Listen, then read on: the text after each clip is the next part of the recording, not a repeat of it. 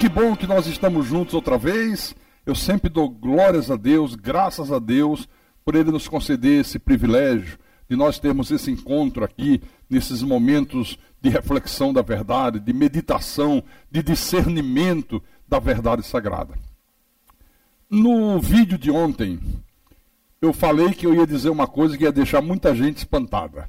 E o que eu falei que muita gente ficou espantada? Que todos os seres humanos, sejam eles filho de Deus ou filho do diabo, são servos do Deus Altíssimo.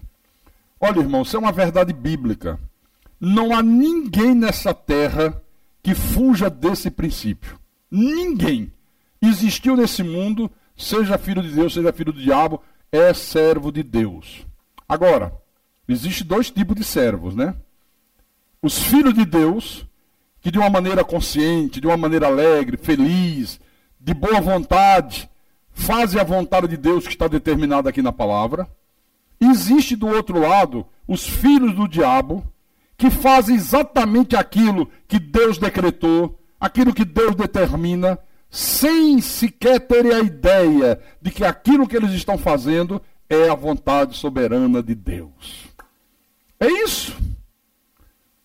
Eles odeiam a Deus, eles odeiam a palavra, mas eles têm que se submeterem à vontade soberana de Deus.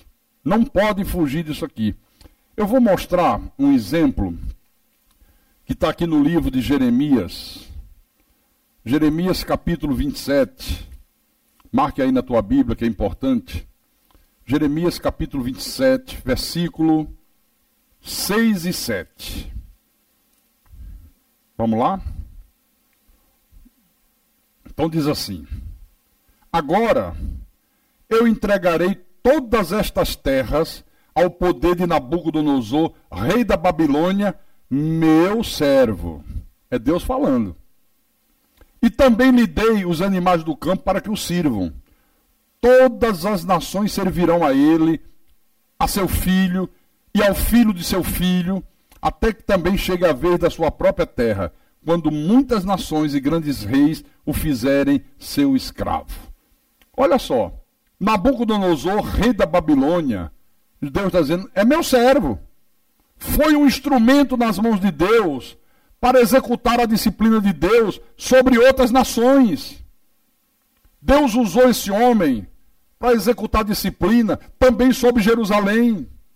Só que Deus também decretou, está aqui no texto, que no final de tudo, Nabucodonosor também sofreria uma derrota fragorosa. Então eu quero que você observe aqui que Deus tinha juízos para executar sobre algumas nações, e Deus utilizou o rei da Babilônia, um rei ímpio, um rei incrédulo, como instrumento de Deus para realizar esses juízos. Você está começando a entender o que significa que todos são servos de Deus? Mas tem um outro rei ímpio, que também foi muito usado como servo de Deus, como instrumento de Deus para exercer disciplina sobre alguns povos. Isso está em Isaías capítulo 10. Isaías capítulo 10, versículos 5 e 6. O Senhor diz assim: ai da Assíria, cetro da minha ira, a vara em sua mão é o instrumento do meu furor. Envio-a contra uma nação ímpia e contra o povo da minha indignação lhe dou ordens, para que dele roube a presa e lhe tome o despojo e o ponha para ser pisado aos pés como a lama das ruas. Vou explicar. O rei Senaqueribe jamais imaginou que tudo aquilo que ele fazia era o cumprimento de um mandato de Deus, de uma ordem divina. O desejo desse indivíduo aqui, o rei Senaqueribe, era destruir tudo quanto fosse nações, era se apossar das riquezas das nações. Aí Deus dirige esse homem para que ele execute isso, essa vontade diabólica que ele tinha, mas sobre as nações sobre as quais Deus queria executar os seus juízos. E ele vai sendo dirigido por Deus sem saber que estava servindo a Deus, sem saber que estava fazendo a vontade de Deus. Quer dizer que por trás desta vontade do rei da Assíria havia um plano soberano de Deus. Deus estava no controle daquela situação. Deus estava usando Senaqueribe como instrumento para executar a sua disciplina sobre as nações pagãs e sobre as nações ímpias. Por isso que eu disse que nada nesse mundo é produto do acaso. Nada. Nada acontece nesta terra ou fora dela sem que seja Deus fazendo ou Deus permitindo que alguém faça. É claro que Deus pode realizar todas as coisas diretamente. Pode. Mas, como Deus soberano que é, Ele pode fazer uso de quem Ele quer para realizar os seus desígnios, para realizar os seus propósitos. Então a verdade é que todos os acontecimentos da história da humanidade foram decretados por Deus desde antes da fundação do mundo. Como Deus está no controle de tudo, Ele foi fazendo com que tudo fosse se realizando no decorrer da história, no decorrer do tempo. Olha, irmãos, nada do que acontece na vida das nações, nada do que acontece na vida das pessoas é obra do acaso ou é uma fatalidade. Não, Deus tem o controle de tudo que acontece. De modo que você não pode acreditar que aquilo que Deus planejou possa um dia falhar. Não pode, é impossível. Aí você diz, pastor Carlos Magno, o senhor está dizendo então que tudo que já ocorreu no passado, na história da humanidade, tudo que ainda vai ocorrer na história da humanidade, foi tudo decretado por Deus? Exatamente isso que está na Bíblia. Já que estamos aqui no livro de Isaías, adiante um pouquinho à frente, no capítulo 46 de Isaías, Isaías 46, versículo 8 em diante, 9 em diante. Isaías 46, versículo 9 em diante. Isso é Deus falando. Falando com você, falando comigo, falando com todos. Lembrai-vos das coisas passadas da antiguidade, que eu sou Deus e não há outro. Eu sou Deus e não há outro semelhante a mim, que desde o princípio anuncio o que há de acontecer. Desde a antiguidade, as coisas que ainda não sucederam. Que digo? O meu conselho permanecerá de pé, farei toda a minha vontade. Que chamo a ave de rapina desde o Oriente, e de uma terra longínqua o homem do meu conselho. Eu o disse, eu também o cumprirei, tomei este propósito, também o executarei. Está aqui na Bíblia. Irmãos, a história da humanidade é o resultado da execução desses decretos divinos. Deus faz o que Ele quer, ninguém pode inquirir Deus, mas por que o Senhor fez isso? Por que o Senhor permitiu aquilo? Quem és tu, ó homem, para discutir isso com Deus? Olha, ninguém pode agir nesse mundo à revelia da vontade de Deus. Ninguém. Isso deixa muita gente aborrecida, porque a tendência do ser humano é querer agir independente de Deus. Esse é o sonho da grande maioria das pessoas. E por isso que você vê aí, a grande maioria ama a doutrina do livre-arbítrio. Porque o sonho do homem é viver a sua vida à revelia de Deus. Como se Deus não tivesse o controle de todas as coisas. Não, mas Deus corta o mal pela raiz aqui na Bíblia. Os homens sempre haverão de ser o barro na mão do oleiro. Sempre. Sempre. Jamais vai ser o inverso. Sempre será o barro nas mãos do oleiro. Você vê que Paulo disse aos Coríntios, estava havendo divisões dentro da igreja, e Paulo disse, não, mas até importa que hajam divisões, para que os eleitos sejam conhecidos, para que os aprovados sejam conhecidos. O que é que Paulo estava dizendo? Deus permite que de vez em quando se levante um filho do diabo no meio de uma congregação, se levante contra o pastor, promova uma divisão. Eu estou falando de igreja séria, eu não estou falando de seitas malditas, eu estou falando de igreja onde o pastor é pastor de verdade, é constituído por Deus, prega o verdadeiro evangelho, aí não há motivo para ninguém fazer rebelião de nada. Porque mesmo que o pastor cometa um erro, a pessoa diz, não, Deus está no controle dele. Jesus é que é o verdadeiro pastor da igreja. Se esse homem não se conserta, Deus o tira. Porque nós somos ovelhas do seu rebanho. Essa é a crença de quem acredita no evangelho da graça de Deus. Quem não acredita, toma a frente de Deus, toma providência, faz rebelião. Aí Paulo disse, mas é bom que aconteça, para que os aprovados se tornem conhecidos. Ou seja, Paulo está dizendo, Quem vai junto com o rebelde, quem dá ouvidos ao rebelde, está provando que não é de Deus. Está provando que é vaso de desonra. Está provando que é filho do diabo. Aqueles que permanecem calmos e tranquilos, submissos a Deus, crendo que Deus está no controle de todas as situações, esses são os eleitos, esses são os escolhidos de Deus. Por isso que eu disse num dos programas passados, que todo movimento religioso que é fruto de rebelião é do diabo. Pode ter Bíblia, pode falar de Jesus, pode orar, pode acontecer curas, não tem problema, mas não é de Deus. Tem nada a ver com Deus, é um movimento diabólico.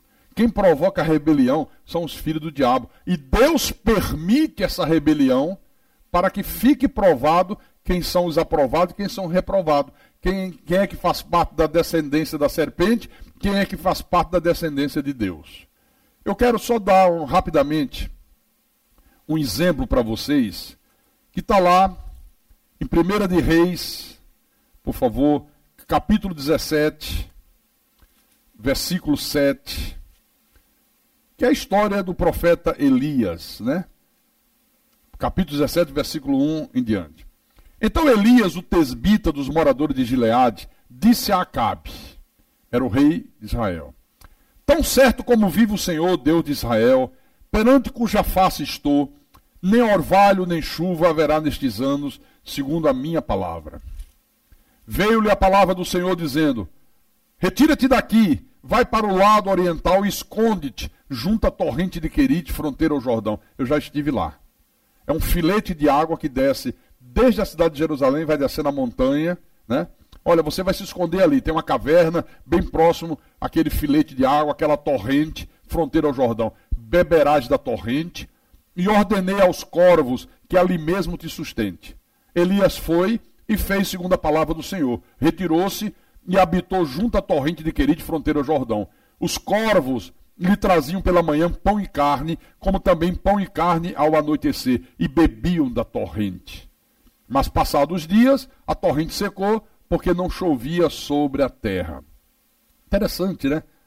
Para sustentar o profeta Elias, primeiro, o nosso Deus, que está no controle de todas as coisas, ele usa quem? Seres irracionais.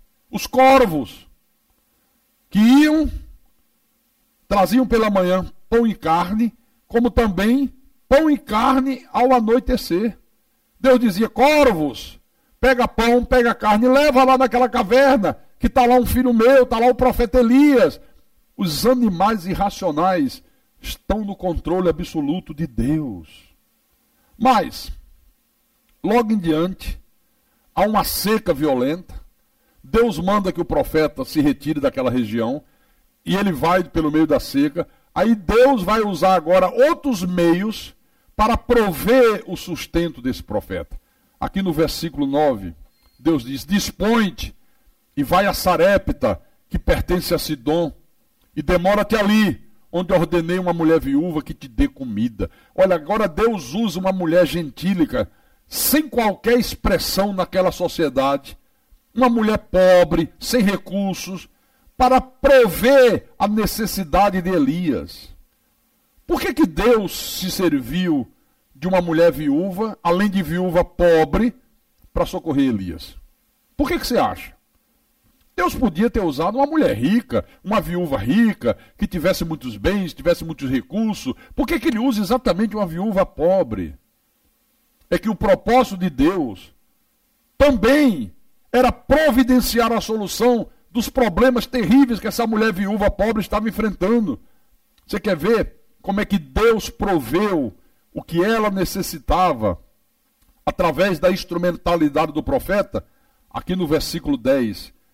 Então ele se levantou e se foi a Sarepta. Chegando à porta da cidade, estava ali uma mulher viúva apanhando lenha. Ele a chamou e lhe disse: traze-me, peço-te, uma vasilha de água para eu beber. Indo ela buscá-la, ele a chamou e lhe disse: traze-me também um bocado de pão na tua mão. Aí ela respondeu: tão certo como vive o Senhor teu Deus. Quer dizer que essa mulher cria no Deus de Elias, que havia um Deus vivo. Tão certo como vive o Senhor teu Deus, Nada tenho cozido, há somente um punhado de farinha numa panela, um pouco de azeite numa botija, e vês aqui, olha, apanhei 2 cavacos e vou preparar esse resto de comida para mim e para o meu filho, comê-lo-emos e morreremos. Então Elias disse, não temas, vai, faz o que você disse que ia fazer, mas primeiro faz para mim um bolo pequeno e traze-mo aqui fora. Depois farás para ti mesmo e para teu filho. Porque assim diz o Senhor Deus de Israel, a farinha da tua panela não se acabará, o azeite da tua botija não faltará, até o dia em que o Senhor fizer chover sobre a terra. Foi ela e fez segundo a palavra de Elias. Assim comeram ela e a sua casa muitos dias. Da panela a farinha não se acabou, e da botija o azeite não faltou, segundo a palavra do Senhor, por intermédio de Elias. Irmãos, Deus inclinou o coração dessa mulher viúva, pobre, para que ela, mesmo só tendo uma quantidade de mantimento, para fazer uma última refeição, ela e o filho, que ela cresce, que ela fizesse primeiro para o profeta, alimentasse o profeta. Deus inclinou o coração dela para fazer isso, porque se não fosse Deus a fazer isso, seria absolutamente impossível que essa mulher agisse dessa maneira. Ela não tinha nem para ela. Ela disse, olha, só tenho aqui um punhado de farinha numa panela, um pouquinho de azeite numa botija, vamos comer, eu e meu filho, comeremos e morreremos. Vamos morrer de fome. Para ela agir da maneira que agiu, Deus teve que agir no coração dessa mulher, inclinando essa mulher a agir conforme a palavra de Elias. E a partir daí, Deus a abençoou. Enquanto houve seca na terra, não faltou azeite na botija, nem farinha na panela. É assim que Deus faz. Às vezes Deus quer abençoar uma pessoa que está com problema, endividado, e Deus toca, e é exatamente aquela pessoa que socorre a igreja, que ajuda a obra, que se envolve no evangelismo, né? O outro tem fartura, não está nem aí, mas Deus quer abençoar aquele pobrezinho lá. E aquele age consoante a fé, e Deus o abençoa em nome de Jesus. Portanto, Deus está no controle de todas as coisas. Até lá.